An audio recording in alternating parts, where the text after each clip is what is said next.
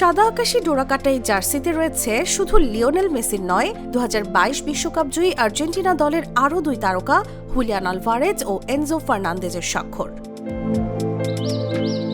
সম্প্রতি প্রধানমন্ত্রী তারেক রহমানকে উপহার দেয়া এই মূল্যবান স্মারকটি বাংলাদেশ জাতীয় জাদুঘরের কাছে হস্তান্তর করা হয়েছে। বিশেষ সংরক্ষণ ও নিরাপত্তা ব্যবস্থার মধ্যে এটি এখন প্রদর্শন করা হচ্ছে দর্শনার্থীদের জন্য। 2022 কাতার বিশ্বকাপের পর বাংলাদেশে আর্জেন্টিনা ও মেসিকে ঘিরে যে উন্মাদনা তৈরি হয়েছিল, এই জার্সি যেন সেই আবেগেরই এক বাস্তব প্রতীক। তাই প্রতিদিন পরিবার পরিজন নিয়ে জাদুঘরে ভিড় করছেন ফুটবল প্রেমীরা।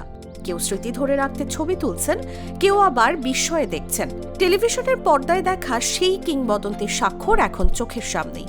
আর্জেন্টিনার ফ্যান হিসেবে এটা আমাদের জন্য একটা বড় পাওয়া। বাংলাদেশকে লিওনেল মেসি তার নিজের জার্সি উপহার দিয়েছে। এটা অ্যাজ এ আর্জেন্টিনার ফ্যান আমার কাছে অনেক ভালো লাগতেছে।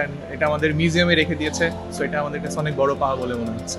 কেবল একটি জার্সি নয়, এটি বিশ্ব ফুটবলের ইতিহাসের এক জীবন্ত স্মারক। দর্শনার্থীদের বিশ্বাস, এমন সংগ্রহ ভবিষ্যৎ প্রজন্মকে খেলাধুলার ইতিহাসের সঙ্গে আরও গভীরভাবে পরিচিত করবে। আমরা তো সবসময় দেখতে পারি না প্লেয়ারদের, অ্যাটলিস্ট তাদের দেয়া কোনো গিফট, এগুলো দেখলেই আমাদের ভালো লাগে। দুইজনের সিগনেচার কৃত জার্সিটা আমাদেরকে উপহার দিয়েছে মাননীয় প্রধানমন্ত্রী জনাব তারেক রহমানকে, যেটা আমাদের কাছে অনেক বড় পাওয়া।